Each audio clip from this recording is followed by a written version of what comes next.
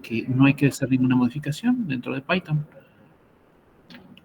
Tenemos dos versiones preinstaladas, la versión 3 y la versión 2.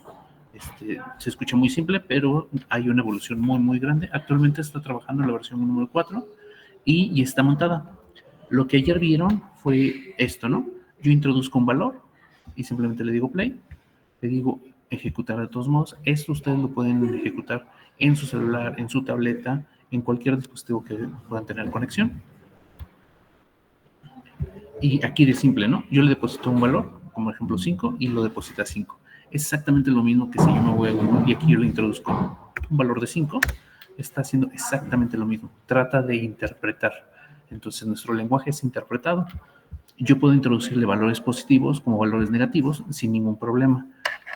En otros lenguajes, manejar el tipado de datos, o sea, que tiene algún tipo de datos, es radicalmente importante. Aquí no, aquí puede evolucionar, puede irse transformando. Por ejemplo, yo tengo el valor de 5 y es el valor de 5 número entero, o también puede ser el valor de, por ejemplo, 728, valor negativo, y algo que no importa el tamaño, pensando de que tenemos muchísima RAM. ¿Cuánta RAM tenemos? Realmente aquí lo podemos observar. Esto es lo que nos está prestando Google. Nos presta 2 gigas para nuestro proceso. Si yo le meto nada más un byte, un número, pues obviamente no se va a colapsar. Para valores más altos existe otro tipo de tecnología dentro de Google. Ese nuevo patrón se llama Cloud. Entonces, aquí lo que estamos haciendo es la programación en un valor. Con Cloud podemos hacer la programación multihilos. Ahí podemos transformar nuestro proceso a todo lo que está haciendo Google. Bueno, lo voy a pasar un tantito rápido. Aquí, por ejemplo, coloco un número grande. Por ejemplo, si lo hubieran metido en un lenguaje C, se hubiera colapsado. En ningún lenguaje. Técnicamente, en el lenguaje de Python, solo lo puede captar. Podemos utilizarlo en nuestra computadora, sí, y sin ningún problema va a pasar. Aquí yo no estoy diciendo que ya estoy manejando otro tipo de datos. Por ejemplo, aquí yo le decía datos enteros y datos enteros positivos y enteros negativos. Aquí le dije un dato muy, muy grande. En otro lenguaje le hubieran llamado real, pero ese valor real es extremadamente grande y ustedes pueden introducir valores así extremadamente grandes sin ningún problema. Ahorita yo entendería que todos ya deberían de tener el Colab preinstalado.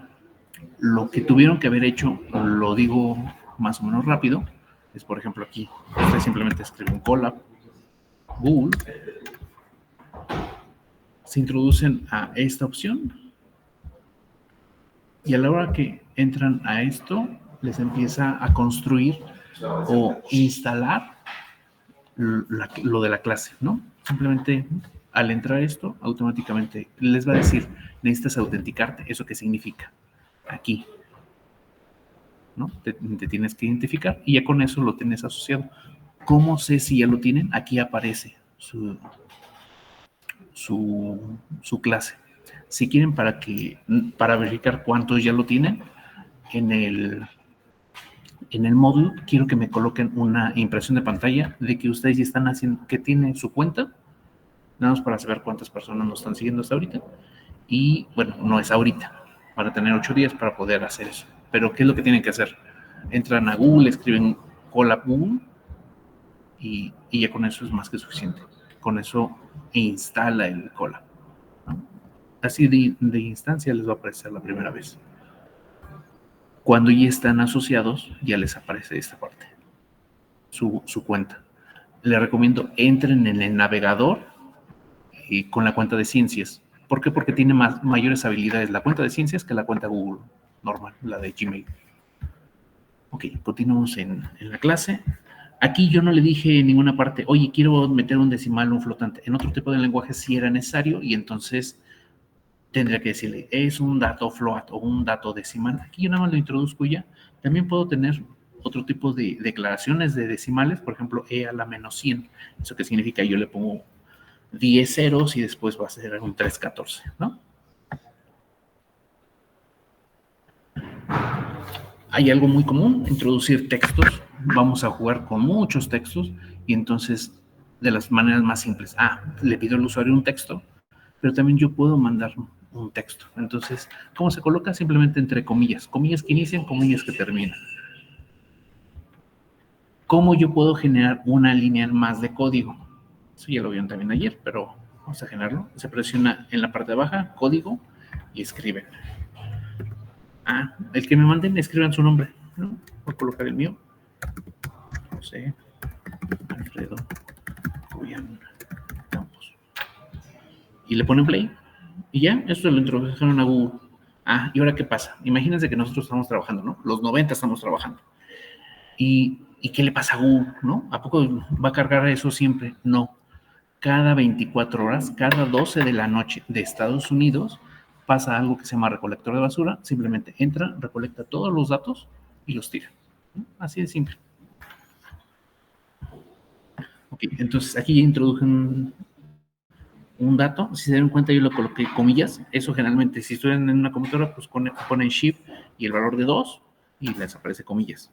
Si se dan cuenta, cuando lo hice, apareció comillas que abre y comillas que cierra. Con eso que estoy haciendo, me evita problemas. ¿Problemas como cuáles? Se me olvidó cerrarlo. Eso era muy típico en otros lenguajes, ¿no? Si no saben programar, entonces la verdad está fácil. Está más fácil que si supieran programar. También hay algo que se llaman comentarios. Los comentarios se utilizan con triple comilla. A diferencia de acá, es comilla que abre, comilla que cierra por línea. Si yo quiero meter más de una línea, o sea, 2 líneas, 3, etcétera, pues coloco 3 apóstrofes. ¿Quién es el apóstrofe? En la computadora es el símbolo que está en el símbolo de interrogación y está un apóstrofe, ¿no? Un palito así derechito. No es el del acento, ¿ok? Y también hay otro inverso, tampoco, es uno que está derechito. Se colocan 3 que abren, 3 que cierran y todo el texto de adentro va a ser comentario.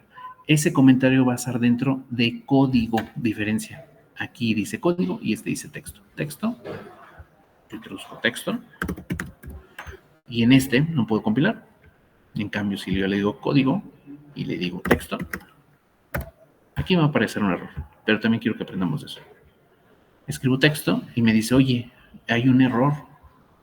Entonces, ¿cómo puedo evitarlo? Aquí te dice, ¿no? Estas son las cosas padres de este manejador de compilación. Te dice dónde está el error. Si estuviéramos en lenguaje C o C++ o C#, te va a decir, desde la última línea hacia atrás está el código. Entonces, el error. Y si fueron 100 líneas, pues olvídate, tienes que revisar esas 100 líneas. Aquí te dice puntualmente, en esta línea hay un error. Yo aquí le coloco a los apóstrofes, por ejemplo. Apóstrofe que abre y apóstrofe donde cierra.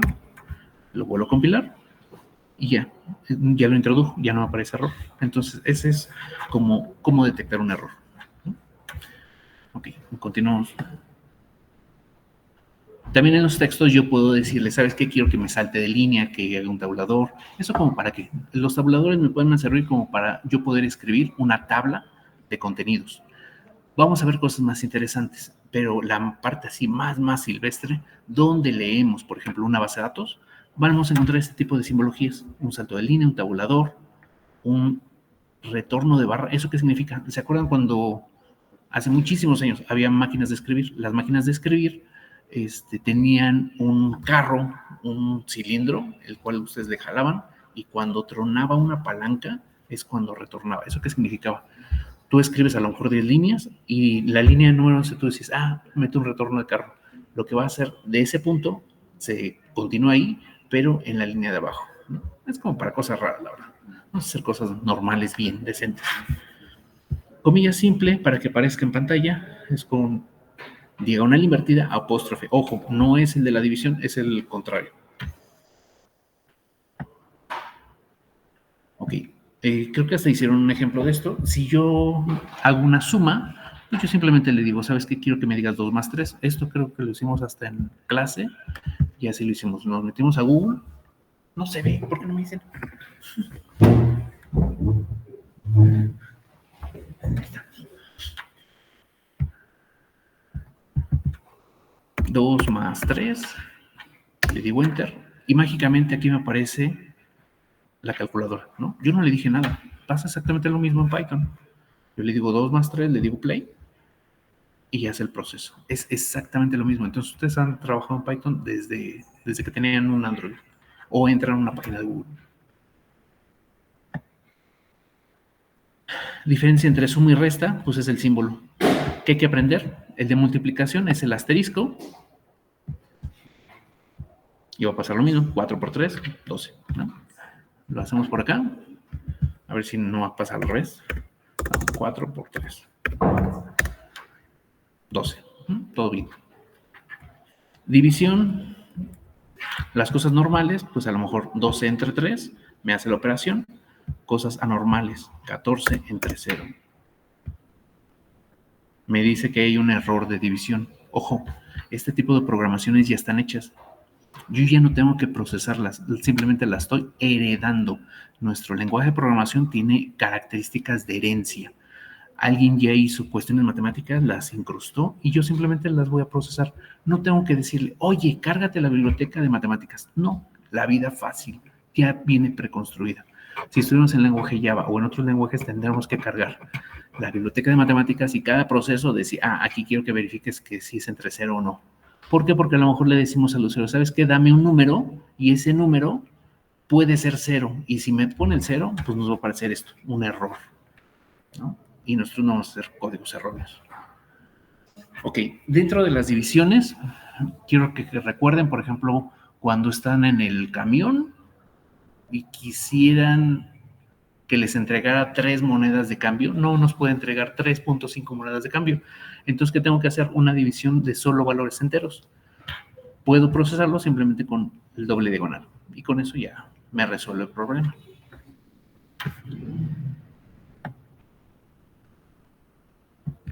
Módulo. Esa es la parte de abajo de la división. ¿Eso qué significa? ¿Se acuerdan? Numerador.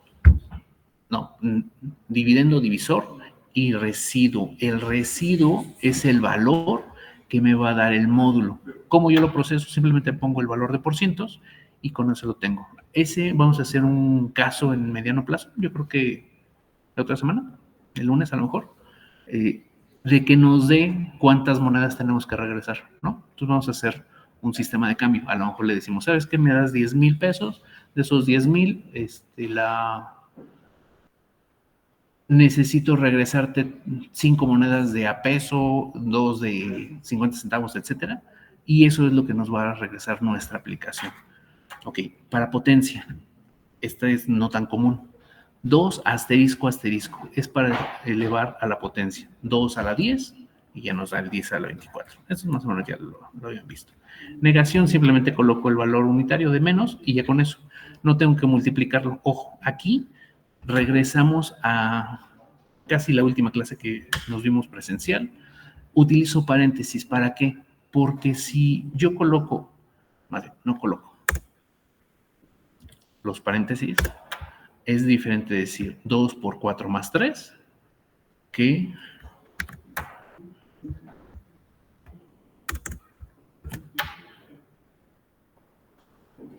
4 más 3 son 7 por 2, ¿no?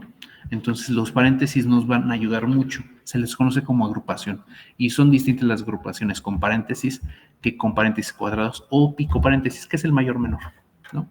Los más comunes que vamos a ocupar en este curso son paréntesis. Pico paréntesis en un caso extraordinario.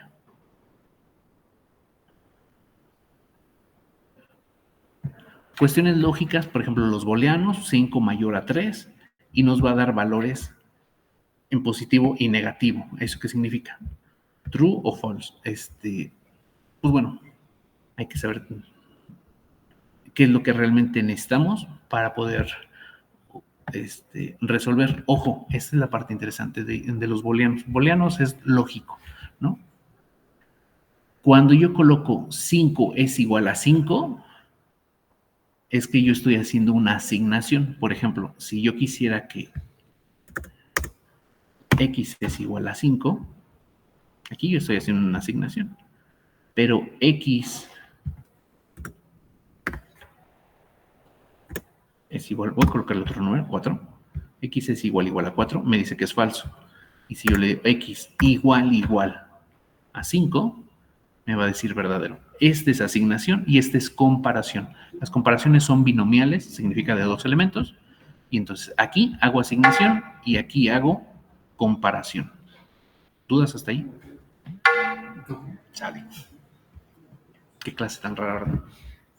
Que vean al profe en la compu. Ok. Aquí hay otra diferencia. 5 símbolos de denominación igual. ¿Eso qué significa? Que no sean iguales, ¿no? Entonces 5 es diferente a 3, sí. Bueno, si lo habíamos visto.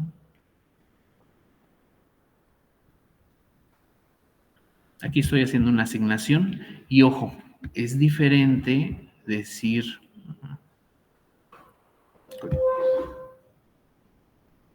Bueno, aquí el resultado.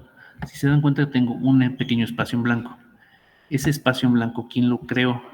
Nosotros. ¿Ya vieron el símbolo de Zumba? Aquí lo que estoy haciendo es una sobreoperación de un carácter. El carácter es el símbolo de más. Significa que yo puedo sumar elementos numéricos, pero también puedo sumar textos, donde un texto puede ser algún nombre, mancha o lo que sea, variable, más otra variable o otro carácter. Aquí es el carácter de qué? El blanco. Este tipo de caracteres, ¿quién lo inventó? ANSI. ¿Quién es ANSI? Hace millones de años, no, miles de años, 1000 años.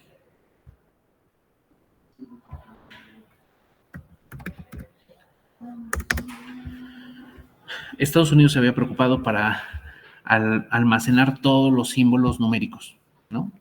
Pero Estados Unidos nada más pensaba en sí mismo. Entonces había generado los valores numéricos solo de ellos. Cuando empezaron a abrir el panorama y se dieron cuenta que no todos los símbolos estaban agregados, entonces, por ejemplo, si dijeran, yo necesito el arroba,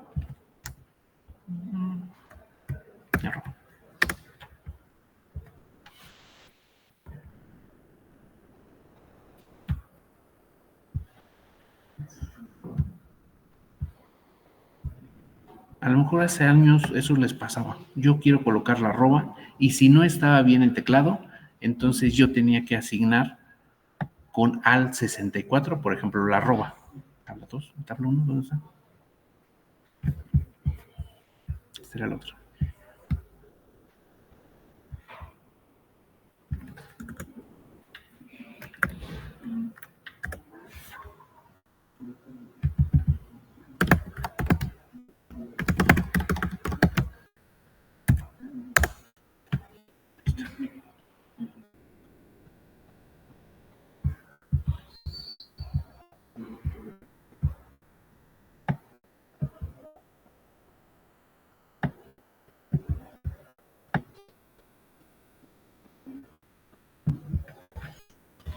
Todas las letras o símbolos tienen un número ANSI. Por ejemplo, si yo quiero la arroba, tendré que escribir alt 64. Aquí vamos a ver algo muy claro e importante. Por ejemplo, si yo quiero ordenar alfabéticamente, no es lo mismo A mayúscula a A minúscula. ¿Quién es menor?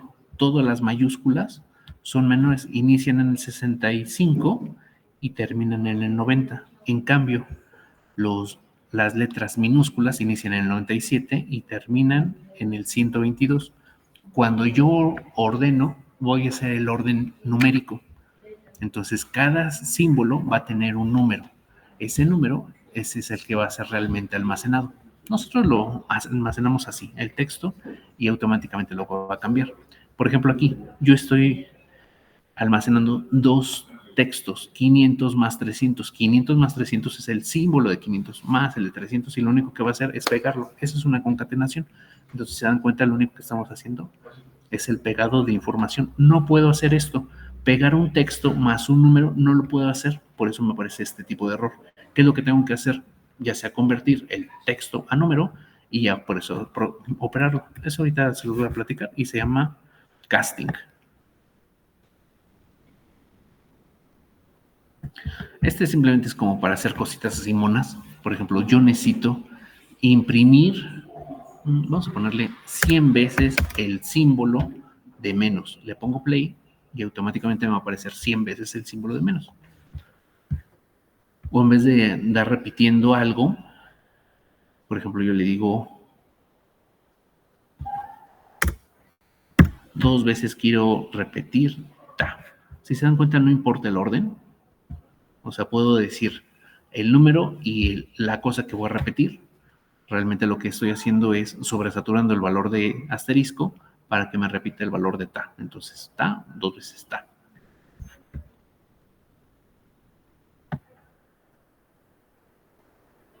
Ok, la asignación de variables lo habían visto el día de ayer. Por ejemplo, yo tengo el valor de 20 y para asignarlo lo manejo como de Contreras. Nosotros antes hacíamos A más B es igual a C y ahora va a ser C es igual a A más B. Entonces la asignación es todo lo que tenga del lado derecho lo voy a asignar del lado izquierdo.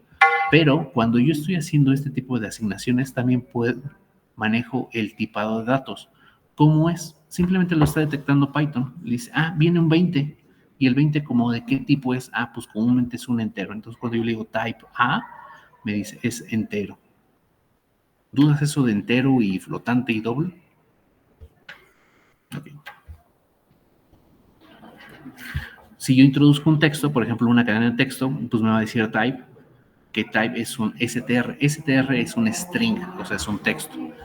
Antes los lenguajes estaban así un poco cerrados en decir, ok, los textos se tienen que manejar por caracteres y el carácter es un símbolo, una letra. Entonces imagínense que dicen, necesito meter la dirección y una dirección pues puede ser tan pequeño como decir la calle de Ana, que son 3 letras, o puedo meter una dirección muy, muy larga, donde antes eran manzanas, lotes y todo eso, pues imagínense, todo ese texto se tenía que introducir, entonces no tienes como el control. Aquí con Python la vida es fácil, ¿no? Introduzco el texto de qué tamaño, del tamaño que sea, ¿no? Y si yo lo manejo ya a nivel de base de datos, pues nada más va a mandar, yo necesito un espacio para un objeto, y el objeto del tamaño que sea. Entonces ya no hay tanto problema. Aquí hago una múltiple declaración. La declaración es cuando yo inicializo las variables. Generalmente en la vieja programación se tenía que decir, voy a hacer la declaración, después el procesamiento y después el mostrado de resultados, ¿no?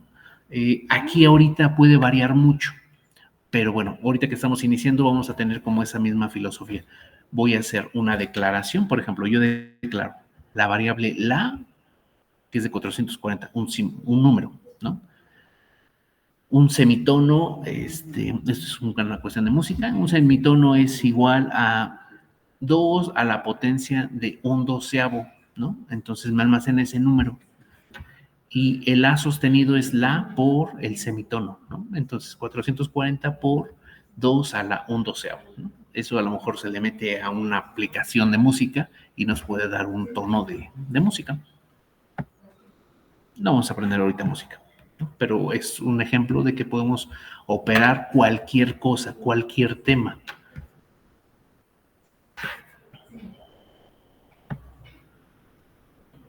Cuando yo hago una declaración de una variable, por ejemplo, A es igual a 440. Es diferente decir A es igual a 440. ¿Qué diferencia tiene? Este es A mayúscula y este es A minúscula. Ambos son diferentes cajas de almacenamiento. Uno es A mayúscula y otro es A minúscula. Entonces, ¿qué significa? Python sí detecta mayúsculas y minúsculas para sus variables.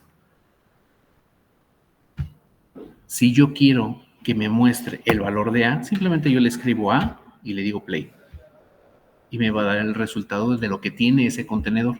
Véanlo así, una variable es como una caja de zapatos. Entonces simplemente estoy destapando esta caja de zapatos y encuentro qué valor tenía. Pasa lo mismo si yo le digo, ¿sabes qué? Dame el valor de A mayúscula.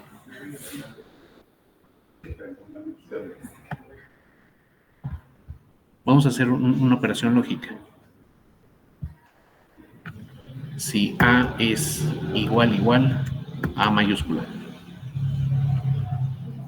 Y ya me dice que es verdadero, ¿no? Ok, existen distintos de nombres de funciones de Python. ¿Eso qué significa? Son palabras reservadas. Podemos ocupar cualquier palabra como una variable. La más común que nos podemos tener algún problema, la palabra base. No podemos utilizar la palabra base para una variable. ¿Por qué? Porque la palabra base para Python, en una temática que se llama herencia, es como para decir, herencia significa padre e hijo, ¿no? Entonces la base es la parte del padre. Entonces para decir, de la parte alta de mi programación quiero dar tal cosa. Se escucha complicado. Lo vamos a resolver eso en unas 2-3 semanas, que ya empezamos a ver herencia, pero la palabra base por ahorita es una palabra que no podemos ocupar. Ok, aquí fue donde se quedaron. La palabra print. Print, ¿qué significa? Imprimir. Entonces yo le digo, ¿sabes qué? Quiero que me imprimas el valor de 2, pues me imprime el número 2. Puedo meter cualquier cosa y técnicamente no los puede resolver. Si se dan cuenta, está anidando, ¿no? Tengo un valor, una variable, o un número o un texto, y simplemente yo le digo print, entre paréntesis, todo lo que yo quiera va a imprimir. Ojo, si yo quiero mandar un texto o mensaje de saludo, lo coloco entre comillas en ese print y lo que va a hacer es mandar ese texto al usuario. Esto es muy típico de programadores, escribir un hola mundo. Entonces simplemente escribes print entre paréntesis hola mundo, y esa es así como que de las cosas máximas que puede ser casi la primera clase de programación. Nosotros vamos a hacer algo más interesante.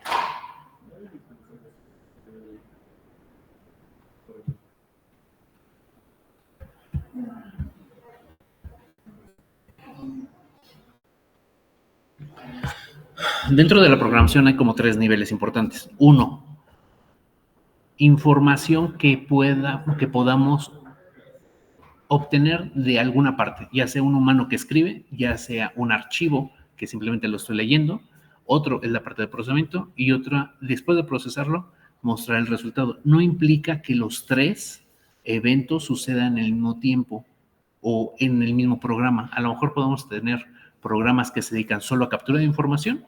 Entonces, imagínense el INEGI, ¿no? Está la chica del INEGI con su tableta, está conectada a internet y les preguntan cuántos focos tiene, cuál es su nombre, cuántas personas hay, cuántas habitaciones tiene cemento, etcétera. Si se dan cuenta, nada más es pura inserción de información.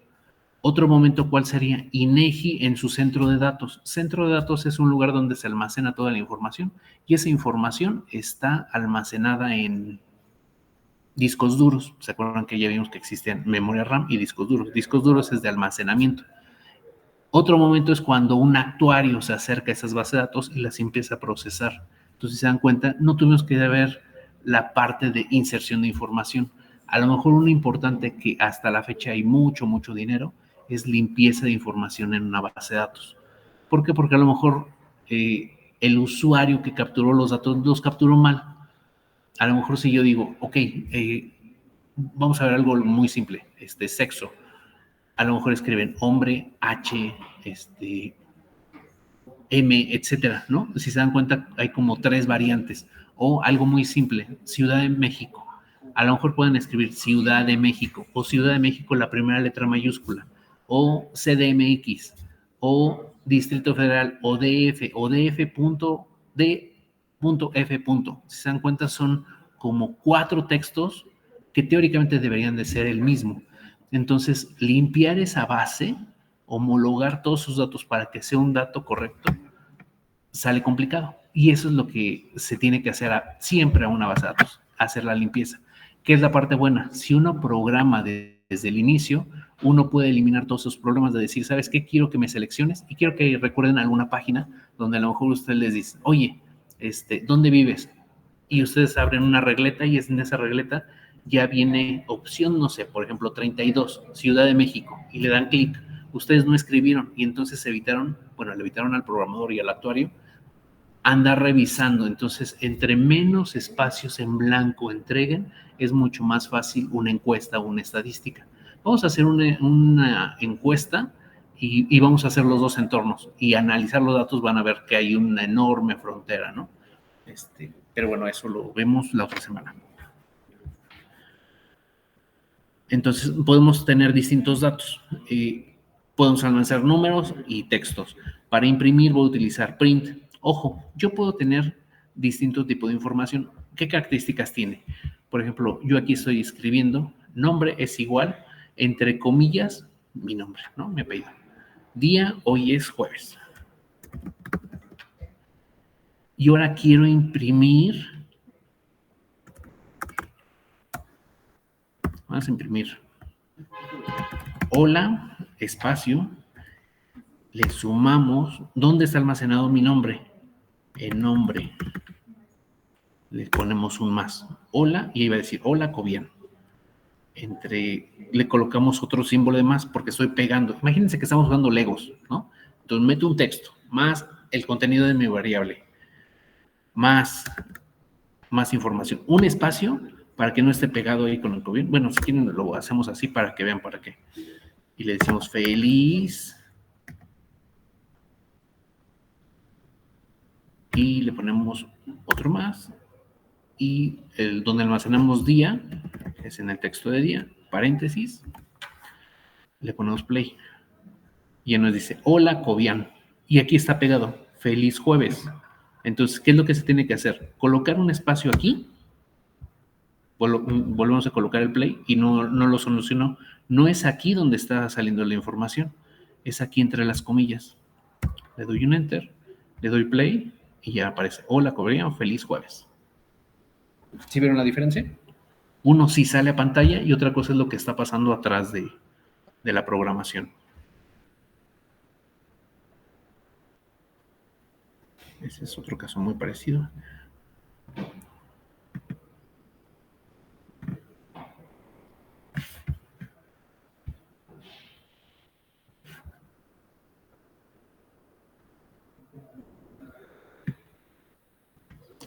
Vamos a ver un procesamiento normal. Si yo quiero convertir datos Fahrenheit a Celsius, tengo que saber primeramente una fórmula, ¿no? Entonces la programación no está inmersa de ahí, solo voy a programar. Tengo que saber problemas a solucionar.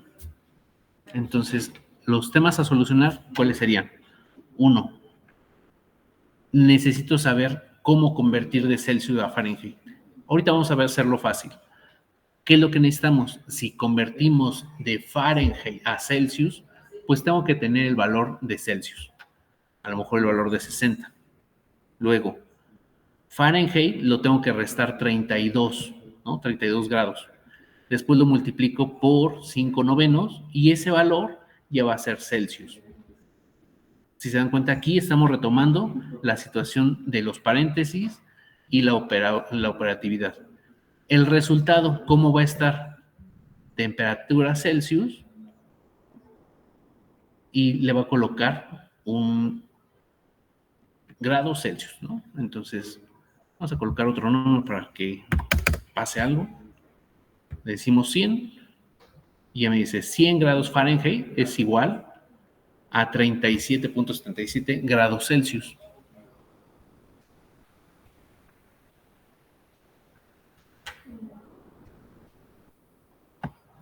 Aquí, si se dan cuenta, no se procesó nada. La información la tenía quien, el programador, hace todo el proceso. Entonces, ¿eso qué significa? A lo mejor grados Fahrenheit lo tiene un sensor de temperatura. Vamos a pensar en vida normal, ¿no? Tenemos en su casa un termómetro y ese termómetro me almacena la información, me guarda este valor de 100 y entonces a lo mejor yo se lo paso a mi programa y le digo, ¿sabes qué? Lo que tenga el valor del termómetro, quiero que me lo restes y me lo parezcas bonito en grados Celsius. Y entonces es lo que realmente pasa allá dentro de ese circuito. Ok, vamos a hacer cosas interesantes. Yo necesito comunicarme con el usuario. Un programa independiente de que solo procese cosas no nos sirve. Yo necesito comunicarme con él. Entonces, ya vimos print. Print lo que hace es mandar a pantalla. Ahora lo que yo necesito es solicito algo y procesarlo. Vamos a hacerlo desde cero. Tengo un código y le voy a decir, ok, necesito un mensaje. El mensaje, ¿cómo sabemos que es? Entre paréntesis, corchetes. Hola, dame tu nombre.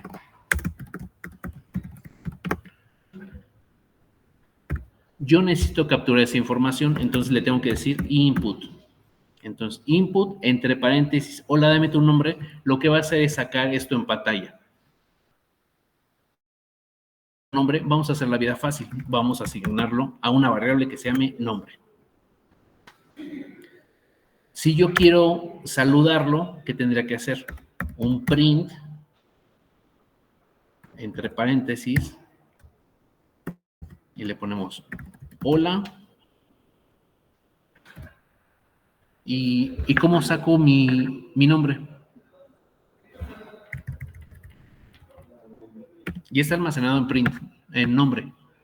¿Cómo tendría que colocarlo?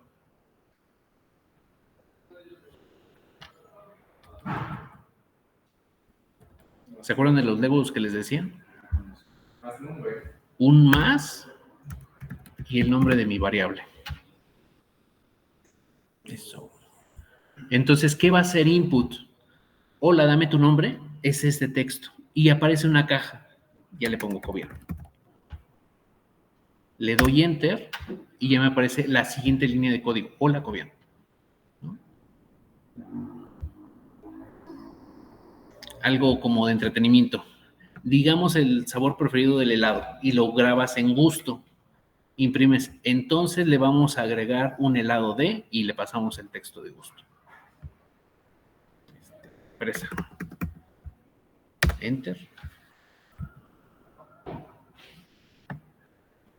Entonces lo que hice es solicito un texto en pantalla, me da el usuario una interacción, me dice fresa, entonces le vamos a regalar un helado de fresa.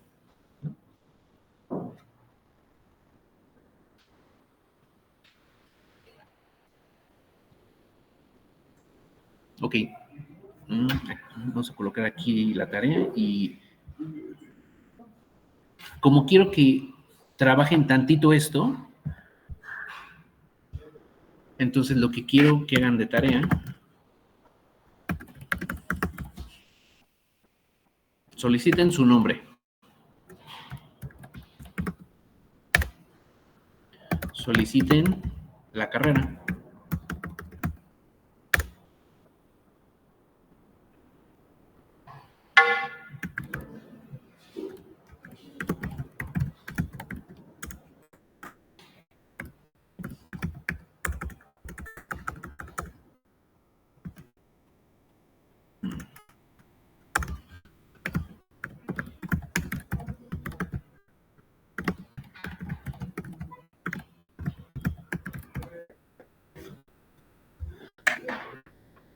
Ok, lo que van a hacer es, me van a imprimir en pantalla, o sea, nada más le van a puchar imprimir pantalla o en el Android, si está en el tableta, le dicen quiero que imprima la pantalla.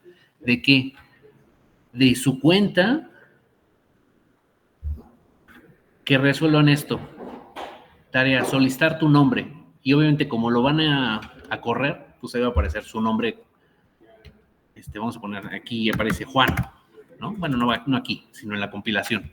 Solicita la carrera, actuaría, solicita la calificación que tendrán en programación, 10. Y ese lo suben al módulo. Ahorita le pido a Gustavo que nos ayuden con eso y tienen 8 días a solucionar, ¿no? Está trivial, ¿no? Realmente lo que quiero es de que trabajen tantito, quitarse tantito el miedo, ¿no? Ya poco a poco vamos a estar avanzando. Nos vemos el día de mañana, que tengan muy buena tarde. Cualquier cosa, aquí estoy, y si no, por Telegram me escriben y con gusto los apoyo. Gracias, profe. Una pregunta sobre la tarea.